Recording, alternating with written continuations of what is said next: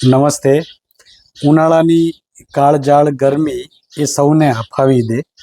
42 ડિગ્રીએ તાપમાન પહોંચ્યું છે. સંસ્થાગત અને એના માધ્યમ થકી અમે જળ સંચયનું કામ અને વૃક્ષારોપણનું કામ આખા જિલ્લામાં અમે કરીએ છીએ. તળાવો ઊંડા કરવાનું અને વૃક્ષો વાવવાનું કામ વાવથરાદ અને બનાસકાંઠા જિલ્લા અને પાટણ જિલ્લામાં ચાલી રહ્યું છે. વૃક્ષો કેમ વાવવા જોઈએ એ આવી કાળઝાળ ગરમીની અંદર આપ સૌને ખ્યાલ આવ્યો છે કે 42-43 ડિગ્રી તાપમાન પહોંચ્યું છે. ત્યારે માણસ પણ જીવી નથી શકતું કે એ જીરવી નથી શકતું, તો નાના નાના અબોલા જીવ પક્ષીઓ એ કઈ રીતે જીવી શકતા હશે? અને બીજું જોઈએ તો જૂની પુરાણી આપણી જે વ્યવસ્થાઓ હતી, જ્યારે આપણા કાચા મકાનો હતા એ વખતે ચકલી અને નાના નાના પક્ષીઓ આપણા ઘરની અંદર એ માળાઓ કરતા હતા. પણ એ વ્યવસ્થાઓ ક્યાંક આપણે ભૂલી ગયા અને સિમેન્ટ અને કોન્ક્રીટના મકાનો બાંધી દીધા. પણ આ જીવોનો વિચાર કોઈએ કર્યો નહીં. સેવાભાવી સંસ્થાઓ અને કેટલાક સેવાભાવી વ્યક્તિઓના કારણે ક્યાંક પક્ષી બચાવો અને આવા પક્ષીઓનો વિચાર કરીને નાના મોટા કાર્યો થતા હોય છે.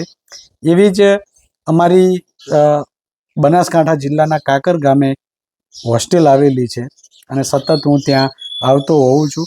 ત્યાં અમે વૃક્ષોના કુંડા અમે લગાવેલા હતા, અમે એમાં પાણી પાવતા હતા. પરંતુ કેટલાક સમયથી હું જોતો હતો એમાં પક્ષીઓ ચકલી છે, બુલબુલ છે, એ પોતાના માળા કરી રહ્યા હતા. તો એ જોઈને થયું કે માળાની આ જે વૃક્ષોની સાથે સાથે એના માળા કે ક્યાંક પાણીની પરબ મૂકીએ તો એ નાના પક્ષીઓને, અબોલ જીવોને થોડી રાહત થઈ જાય. તો અમે આજે એ વિચાર કરી અને સ્ટાફ સાથે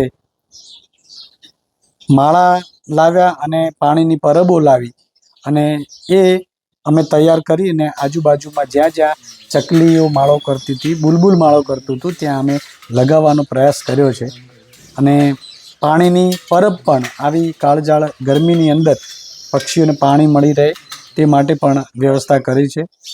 આ માધ્યમથી આપ સૌને પણ કહું છું કે આપણી તમારા ઘરની અગાસી ઉપર કે એવી સેફ જગ્યાઓ ઉપર તમે માળો ત્યાં કરી શકો, ત્યાં બાંધી શકો કે કંઈ પણ વ્યવસ્થા થઈ શકે એના માટે.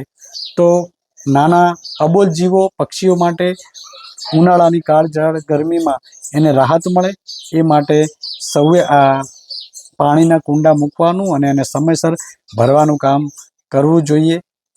તો નાના અબોલ જીવો, નાના પક્ષીઓ આ કાળઝાળ ગરમીની અંદર બચી જશે અને ક્યાંક માળો બાંધીશું તો એનું એક રહેઠાણ પણ બની જશે. માણસને મકાન સિવાય નથી ચાલતું, તો આ અબોલ જીવો પક્ષીઓ કઈ રીતે રહેતા હશે?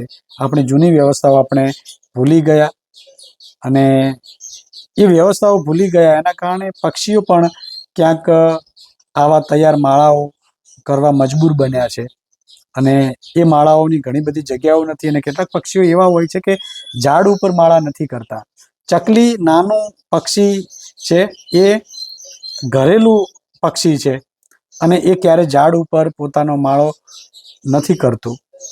તો આવા પક્ષીઓને જ્યાં ઘરની જગ્યા મળે, જે બખોલ હોય કે ઘરનું જે જૂનું પુરાણું મકાન હોય, તો એમાં તમે જોઈ હશે કે એ માળા કરતી હતી. પણ ક્યાંક આ વ્યવસ્થાઓ પડી ભાગી જેના કારણે ચકલી માળો નથી કરી શકતી. અને નાની ચકલીનું આપણા જીવનમાં, પર્યાવરણમાં કેટલું મહત્ત્વ છે એ એના વિશે જાણશો તો આપને ખ્યાલ આવશે. તો દરેક વ્યક્તિએ પોતાના ઘરોની અંદર અને અગાસી ઉપર પાણીના કુંડા અને પક્ષીઓને માળાની વ્યવસ્થા કરવી જોઈએ. સાથે સાથે એના ચણની પણ વ્યવસ્થા કરવી જોઈએ.